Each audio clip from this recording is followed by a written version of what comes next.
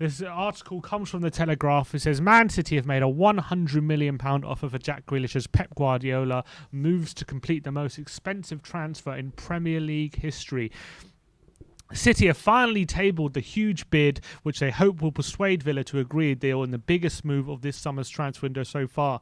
Grealish has been one of Guardiola's priority signings this summer, and after days of discussion, City have submitted a remarkable offer which would eclipse English football's previous record of Paul Pogba for 89 million. The 25-year-old is set to return for training with Villa on Monday next week after taking a break after his involvement in the Euros of England, but City are still hopeful of striking an agreement over the next few days. Villa have offered Grealish a new contract which will vastly improve his currently 125 grand a week wages, and have based their summer transfer activity on keeping the talisman. But with Man City experiencing frustration in their attempt to sign Tottenham's Harry Kane, Grealish has now emerged as their number one target. Man City, Aston Villa and the player's agent were contacted, but they had declined to comment. So this one seems to have legs at the moment, and I think this represents good news for Tottenham, because I don't think they're going to sign 100 million Grealish and then spend another 150 million on Kane. So I think that if they sign Grealish, I think that rules out the move for Kane, in my opinion. Yeah, I kind of Especially agree. This summer. I agree with that, but I don't get why they're going for Jack Grealish as a winger, as a marquee signing when they're looking for a striker. Yeah, doesn't make too much sense to me. Maybe it's it's a form of saying, look, we're going to go for Grealish unless you drop your price, and maybe that's a signal to Kane, look, you got to start doing something, otherwise we're going to go for Grealish, trying to scare Kane into thinking that they're not going to go for him. But you got to think, when a player like Grealish when you're able to get a player like Grealish, of the quality of Jack Grealish, I think he's still 25, he's still got many years ahead of him as well. I think as a player, you just got to get through the door. I think he's got that much quality. He's going to be a massive star for Man City.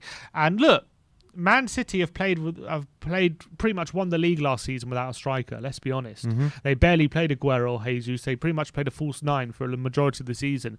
So yes, they want a striker, but I think maybe they're thinking we can get a cheaper striker and have someone like Jack Grealish to supplement the attack, and maybe that's how they're feeling.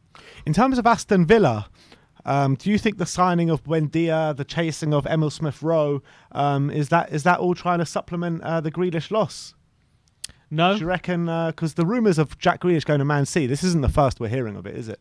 Well, it's the first we're having an official bid. Official bid, yeah. But Yeah. we've heard about the rumours for quite a while. Yeah, well, we all know Man City have been interested in Grealish. I don't think that has been so, because Buendia was 25 million. I think they can afford to spend 25 million without getting 100 million for Grealish. They were chasing Smith-Rowe for 35 They were chasing Smith-Rowe as well. But you got to remember, last summer Villa spent big. Villa have money. They've got rich owners. So I don't think necessarily those deals were tied to it. But I do think now that if they now have the extra 100 million, I think maybe all of a sudden if they spend it correctly, considering they had a good season last season, improvement on when they on the season before where they nearly got relegated. They improved massively. They did end up finishing mid-table, but they were battling for Europe for a lot of it. They had a lot of games tight into like small space of time because of they had a lot of games postponed for COVID right at the beginning, and their fixture list did get kind of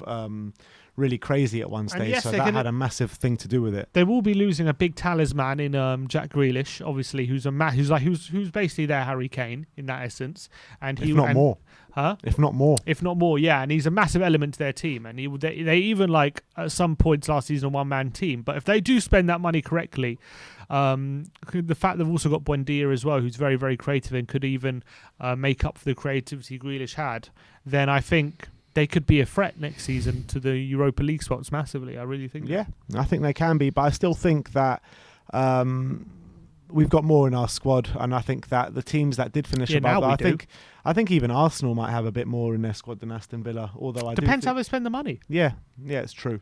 Depends how they spend the money. I think obviously true. Right now our squad is better than theirs, but if they spend it well, if they get like the rumours are going to get Leon Bailey and stuff, if they can spend it very, very wisely and get some big signings in. Would you be annoyed if they signed Leon Bailey? Would I be annoyed? Yeah, in terms of he could have come to us. A bit. I would be a bit annoyed because I think he's a class player. I'm big fan of Leon Bailey. I think he's going to be a good player. But I think he's also one of those players who is very good. But I think, it's hard to say because I think he's one of those players who's on the precipice of becoming he's a good player, but he's on the precipice of becoming a very good player. And it's hard to say whether he's going to make that jump. I think at the moment for Leverkusen, he's very effective. He can play the left and right. He's quite good at getting goals and assists, but he can also be quite inconsistent. So it's whether they can unlock that. But I think he's a player who, from what I've seen, is definitely worth taking a punt on.